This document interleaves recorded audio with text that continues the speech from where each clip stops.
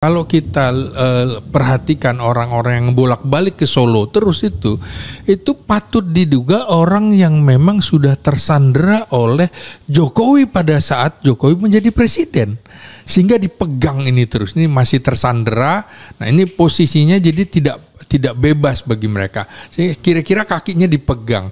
Nah ini daripada kemudian orang-orang yang tersandera kasus oleh Presiden Jokowi, ya sudah penggal saja. Kalau saya sih mengatakan wajib hukumnya untuk meresafel mereka ketimbang kemudian merecoki pemerintahan Prabowo Subianto. Prabowo kan juga mengatakan bahwa apabila menteri-menterinya tidak mampu bekerja sesuai dengan irama yang diinginkannya, maka sebaiknya pulang saja ke rumah, tidur saja ke rumah. Nah saya kira itu harus diamini dan harus diaktualisasikan. Bukan hanya omon-omon saja. Kalau tidak, ya Prabowo akan terus dicap sebagai presiden omon-omon. Maka pernyataan atau petisi dari Forum Purnawirawan Prajurit TNI menurut saya juga mengingatkan Prabowo Subianto supaya Anda tidak diganggu karena ini bisa menjadi benalu dalam pemerintahannya. Apakah mereka akan dicopot atau tidak? Ya kita serahkan lagi karena itu hak prerogatifnya presiden. Hanya Presiden Prabowo dan Tuhan barangkali yang tahu mereka akan dicopot atau tidak. Tapi untuk strategi besarnya menurut saya paling tidak di antara mereka sudah harus ada yang dicopot. Walaupun barangkali Prabowo lagi-lagi belajar dari pengalaman Presiden Soeharto. Caranya adalah pelan-pelan. Ketika pemimpin lama masih kuat, tidak bisa kemudian kita cara berpikirnya seperti aktivis yang nggak sabaran kan kira-kira gitu. Misalnya bagaimana Prabowo Presiden Soeharto melakukan konsolidasi di kalangan militernya. Misalnya Panglima Kodam Siliwangi Mayor Jenderal Ibrahim Aji yang diduga loyalitasnya tetap kepada Bung Karno dipindahkan menjadi dubes Inggris. Kemudian Mayor Jenderal Mursid, Deputi Operasi, dipindahkan menjadi dubes di Filipina. Mayor Jenderal Sugiarto dipindahkan menjadi Jaksa Agung. Jadi pelan-pelan. Saya kira nanti Prabowo akan juga melakukan itu. Apakah mereka akan didubeskan atau dikomisariskan atau hal-hal lain yang memang caranya tidak seperti cara-cara orang Sumatera barangkali yang tegas begitu. Tapi ini kan pola rekrutmennya, pola reshuffle kabinetnya gaya Jawa, misalnya mengganti juru bicara dengan Menteri Sesnek gitu.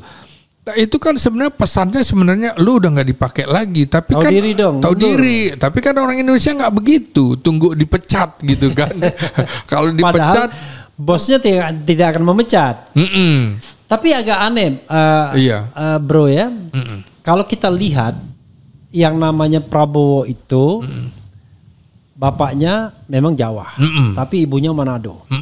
Dia hidup sebuah lingkungan yang bebas. Kaya dari kecil, lebih free, dan kalau ngomong pun lebih apa adanya, ya kan? Ya. Tapi ketika dia bertindak untuk merekrut pembantu-pembantunya dan barangkali juga peluang untuk memberhentikannya saat ini, dia betul-betul seperti seorang yang nggak enakan. Waduh, ini udah membantu saya, semuanya diangkut, ya kan? Lalu udah tahu dia orangnya Jokowi, semua dipertahankan. Kemudian begitu mau diberhentikan, nggak mau diberhentikan. Berharap orang itu tahu diri. Padahal orang Indonesia nggak ada yang tahu diri. Jadi orang Indonesia walaupun misalnya harga dirinya diambil, nggak mau mundur juga. Nah itu menurut saya kok seperti paradoks ketika orang mengatakan ini adalah maung, macan Asia, menggelegar, berani berhadapan, ya kan? Kan terkesan ini tokoh yang berani, tapi untuk mengganti pembantunya saja kelihatan nggak berani dia secara terang-terangan. Gimana bro? Iya, saya kira Prabowo masih menghitung bahwa Jokowi masih sangat kuat, Bung. Oke. Terutama secara finansial. I see. Bagi saya Jokowi adalah orang terkaya di Indonesia saat ini, Bisa jadi. lebih kaya daripada oligarki. Nah itu yang Jadi dihitung. cashnya luar biasa. Ya. Bisa jadi. Orang Anda bisa banyak aset, tapi kalau cash nggak ada gunanya. Ya, itu juga yang dihitung oleh PDIP gitu. Menjelang Kongres sampai sekarang belum diumumkan Kongresnya di mana kapan. Ya. Itu yang dikhawatirkan oleh PDIP ada serangan finansial. Yang itu menjadi modal sosial politik Jokowi yang sangat tinggi. Saya kira Prabowo juga sedang memperhitungkan itu. Ini jadi bagian dari strategi bagaimana mengatur siasat. Ini menurut saya ini cara menyiasati. Bisa kemudian lewat pihak lain yang menggonggong. Ini kan kira-kira forum Purnawirawan Prajurit TNI menggonggong. Habis ini saya kira semuanya akan menyebut nama.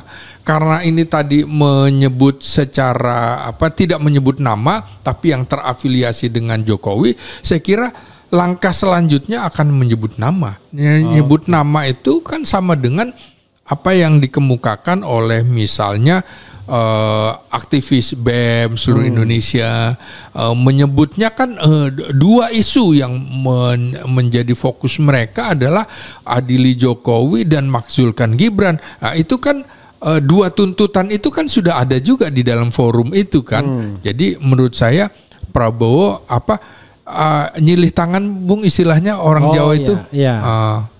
Nggak ngerti, kita bukan orang Jawa gitu. Iya, nyilih tangan itu nyilih tangan orang lain. Iya gitu. Dia menggunakan tangan orang lain. Tangan orang lain untuk mukul. Saya kira begitu. Oke.